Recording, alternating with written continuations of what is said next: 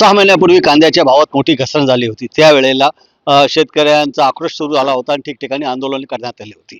शेतकऱ्यांना दिलासा देण्यासाठी केंद्र सरकारने नाफेड आणि NCCFच्या मार्फत नाशिक जिल्ह्यातून 2 लाख पेक्षा जास्त मेट्रिक टन कांदा खरेदी करण्याचा उद्देश ठेवला होता.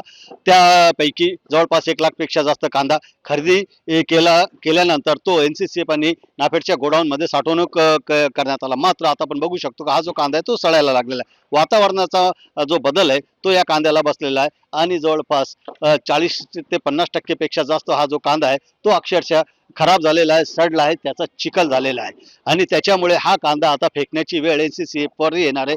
विशेष म्हणजे इथे कांद्याची ग्रेडिंग केली जाते, कांद्याची प्रतवारी केली जाते, तो वेळ निवडला जातो आणि त्याच्यासाठी इथे शेकडो मजूर काम करतात. त्याच्यात महिला मोठ्या संख्येने आहे. मात्र यांच्या आरोग्याची काळजी घेतली जात नाहीये, कारण हा जो कांदा आहे तो सडलेला आहे, त्याचा मोठ्या प्रमाणात वास येतोय. मात्र या महिलांच्या, या मजुरांच्या सुरक्षेसाठी त्यांना साधा मास्क देखील देण्यात आलेला नाही. त्यांच्यामुळे NCCF आणि नाफेड हे फक्त पैसे कमवण्यासाठीच काम करत आहे का? आणि दुसरीकडे या कांद्याचा फायदा शेतकऱ्यांनाही झालेला नाही, ग्राहकांनाही झालेला आहे. त्यामुळे केंद्र सरकारचे जे कोट्यवधी रुपये ते वाया गेल्याचे चित्र इथे दिसून येत आहे. बाबू शेख, न्यूज 18 मराठी, लासलगाव.